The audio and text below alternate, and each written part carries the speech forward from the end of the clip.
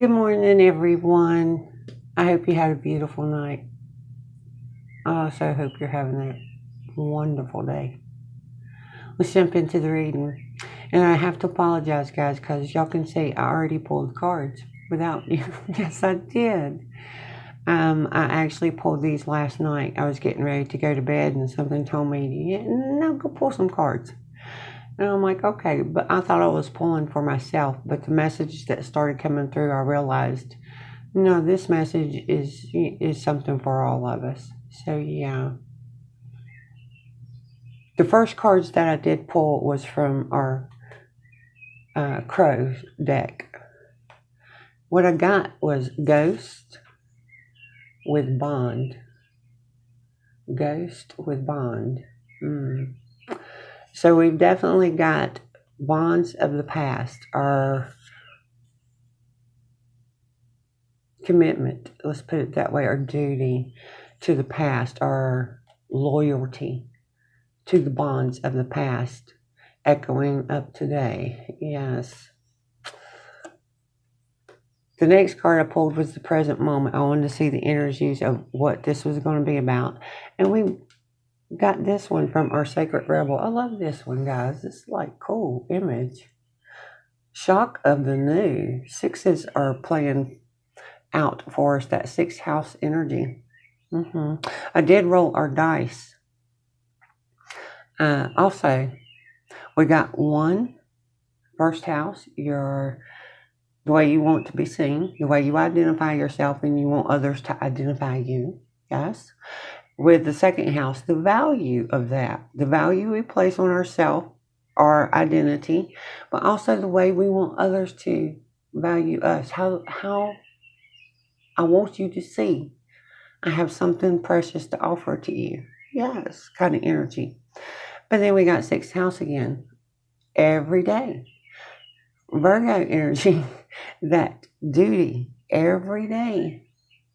Our loyalty to something, what we obligate ourselves to. When I added all the number, add all of that together and you get the ninth house. The ninth house, spiritualities, your dreams. It's your quest. But it's also showing me this is bringing up something that's stirring on a collective unconscious into the collective conscious to look at and to do the alchemy on. And it centers around culture, our culture, guys, religions, what we were born into. Is showing a long line of something vibrating in our bloodline, in the dust, in the ashes, the bonds of let me be loyal to this, let me fit in, let me be loyal to this. The one thing about our crows on the subconscious level over here, hopefully y'all can see these, we've got freedom on the subconscious level, breaking away from something that doesn't function and work for the well-being of everyone. Culture, guys. From our Sacred Rebel, we've got on the bottom of the deck, 17. What is already with you? The one thing about this deck is the moths, the lunar butterflies, transformation that happens in the dark, and the hands opening up and releasing it to give the freedom of flight. Goes very much with our crow down here of freedom. Freedom for everyone. Of whatever this is bringing up. And we will get to that. Because I did pull some of the issues is pinging on us. We'll go over that in a minute. But I want to read this new energy, the shock of the new in that sixth house, in that duty. That duty is shock, guys. It's a shock wave. Think of it as a ripple effect that every one of us is going to start to feel. I'm going to read this card to you. a little bit about this card. I won't read the whole thing. Y'all know me. What wild and unconventional voice is calling to you? Can you hear it? It is so different and so unusual, it might be hard to decipher. Like hearing an unfamiliar language for the first time. It might be hard to discern with great clarity now, but there is an affinity between you and this strangely beautiful newness seeking to manifest. It's strange. We're going to do something very different. We're breaking a pattern. On a collective level, there's so many of us waking up to this that it's going to alter for everyone. This deck, I don't even remember the name of it other than your spiritual gifts and talents. That's the way I want to remember it. Because we don't get, with Maruk's decks, we don't really get reminders of what the name of the deck is. But I pulled the cards out. The first one that come out is Arouser.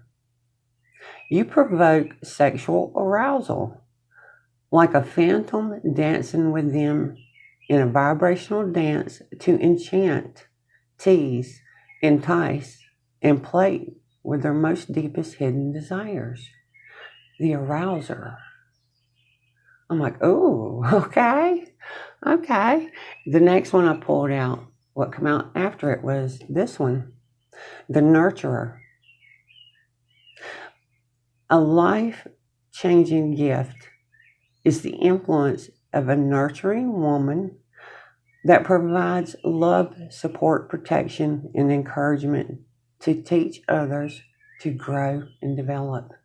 So we're bringing out a little bit of the feminine mother nurturer in this energy.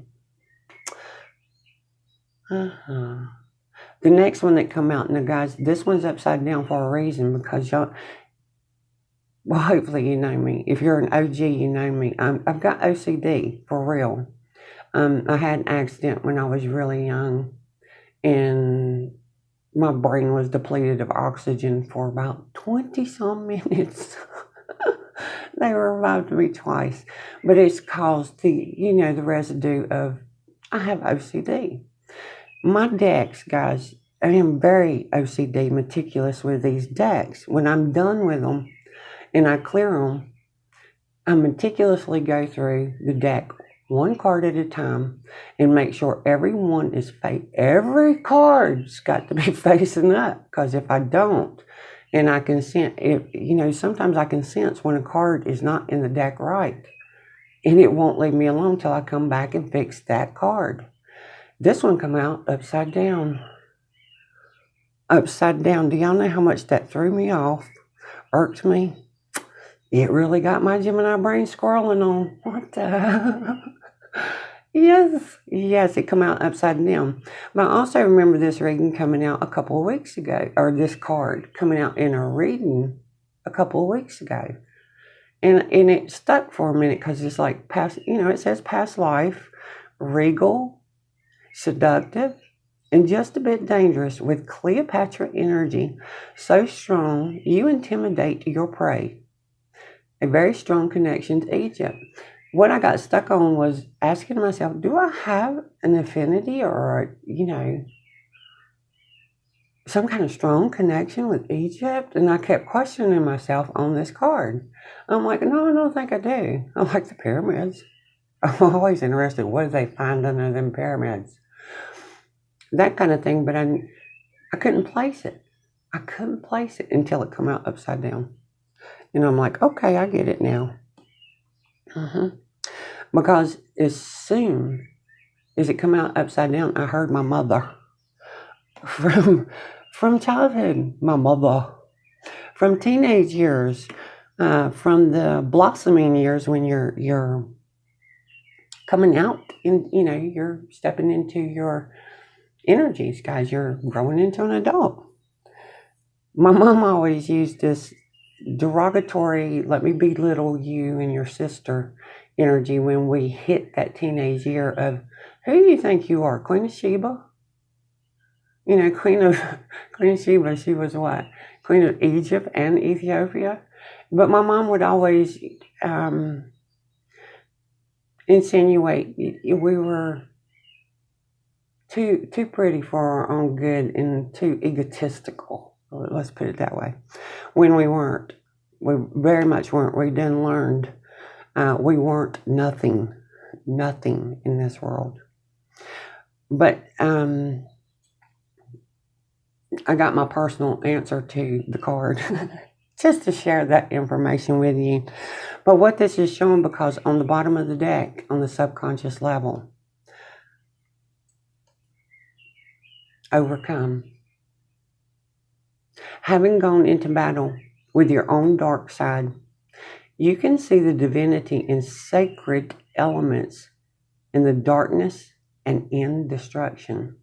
This card will often come out when we are destroying ourselves, dimming our light, stifling, silencing, censoring our voice into silence. It's when we're destroying pieces of ourselves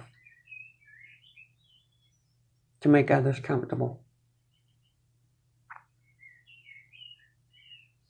And that's the reason it's called sacred elements of that dark destruction that we go through.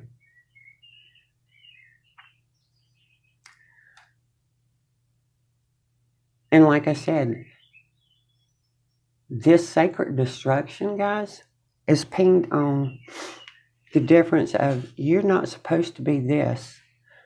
You're not supposed to be this. We don't want to see this. We don't want this. That makes us nervous.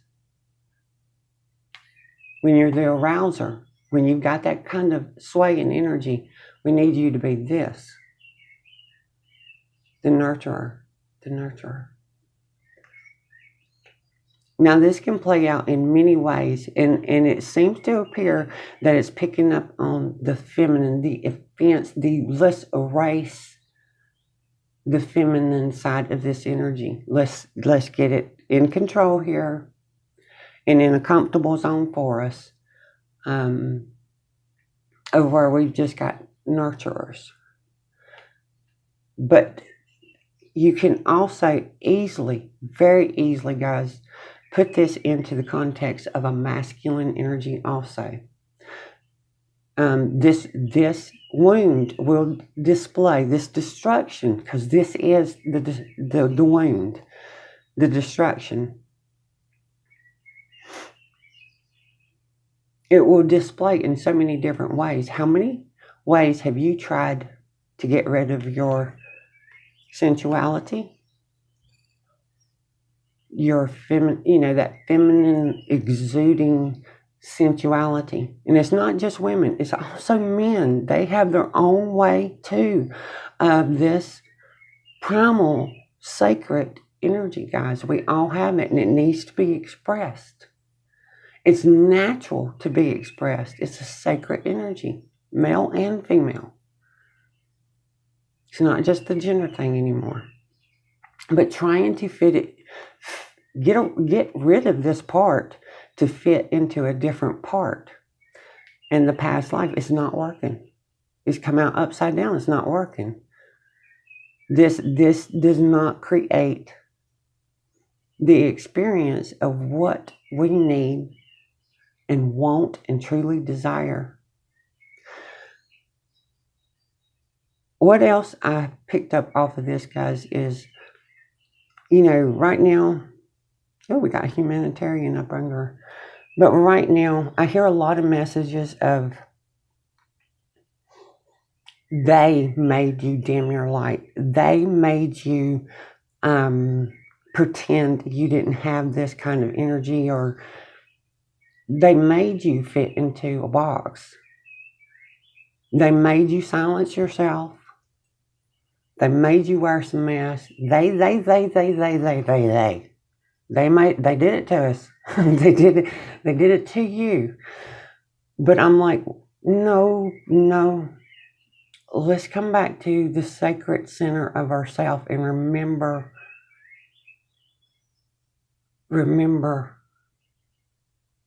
who we are, what we are. We have the divine seed within us, the divine spark. All of us, you do. I do. Everybody does. You wouldn't exist if you didn't.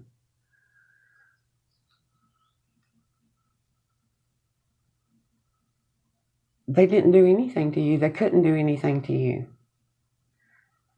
They didn't dim your light. They didn't hold their hand over your mouth and shut you up continuously forever. They can't. I mean, no one can physically stand there and, they can tape your mouth and walk away, but you'll figure out how to untape your mouth. So who did what to who? Who? Because we are lulling into this empowerment of forgetting. We're going into under a veil of forgetfulness of who dimmed your light, who dimmed my light. It wasn't anyone else. It was me, because nobody has the power over me to do anything to me.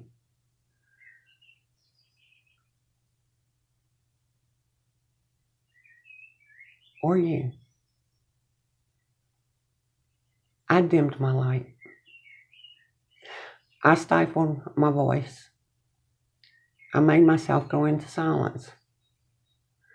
But then I having to ask the real question of, if they didn't do it to me, why did I do it to myself? Because it's a sacred destruction. It really brought back a new understanding to that story about Jesus of emptying self. He got rid of his self, piece by piece. And then I had that question, did he do that because he was traumatized and he was trying to get everybody to love him, accept him, and approve of him? And I don't think that's it. I don't think. I can remember my childhood of trying to, let me not primp, don't let me stand in the mirror and be that reminder to my mom of, I'm coming into something she's getting ready to exit out of because of the age difference, the phases in life. And me and my sister seem to be a sore reminder of what her fading youthfulness was leaving. So I tried to make it better for her by getting rid of what? This energy that I wanted and needed to express. She didn't do it to me. I did it to make her comfortable. Why did I do it? Was I trying to get her to love me? No, guys. Remember this. See if you can remember this, where it all started, the sacred destruction of yourself, the peacekeeper.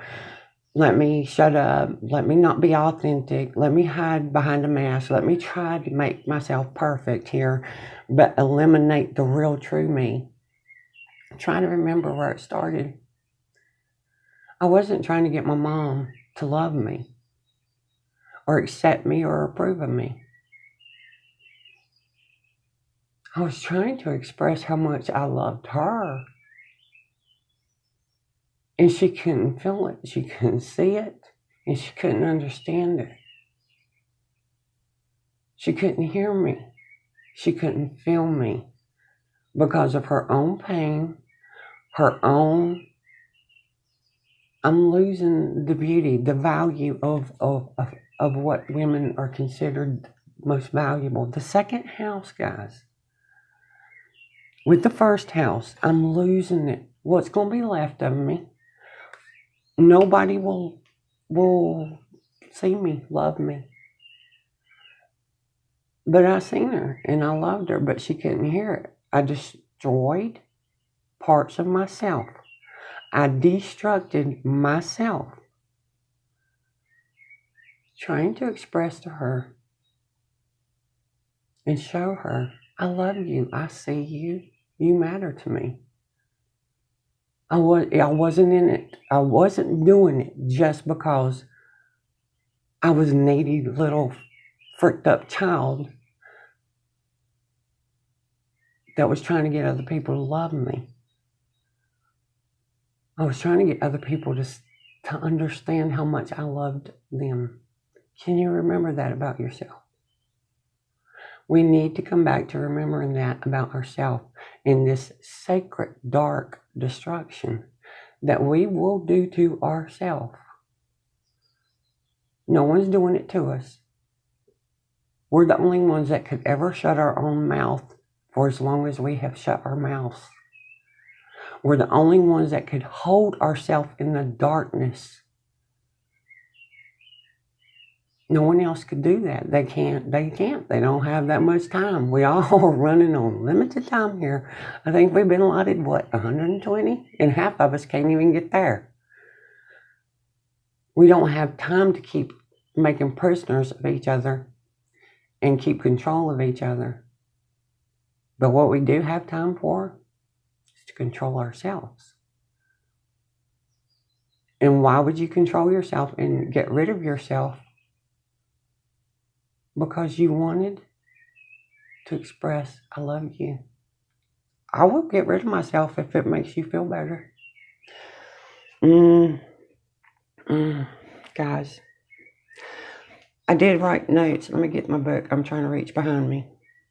I know these dailies are getting long, guys, but it's just, it's the energies have shifted for some reason. What I wrote, the sacrifice and destruction of yourself wasn't just for you to be loved, accepted, and approved of. This was you doing the only thing you knew to do in order to express your love to them. But they couldn't see it or understand it. They didn't feel it. They lost the ability to feel and to understand. I'll do anything to make this experience better for you. It's not just about my own experience of this life, of this realm, of this matrix. It's about, I want you to feel fulfilled. I don't want you to worry about your fading beauty. You will always be beautiful in every phase you enter into. I want you to feel worthwhile and worthy. I want you to feel what it is I feel for you. And we get lost in, they're doing something to me. They made me this way. They made me this. No, they didn't make you. They don't have the power to do that over you. Only you have the power to do that to yourself. Let's go ahead and pull some messages, guys. I know this one is getting long. But let's pull a few messages before I close it. Ooh, what popped out? You come to realize that you didn't need them to recognize who you are, because you are starting to recognize who you really are. You're recognizing. You're coming back to remembering. Why? Let's pull one more. Let's get angel message.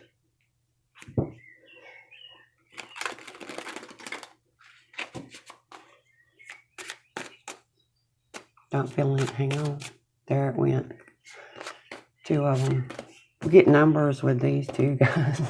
Do more numbers. 31. I am disciplined.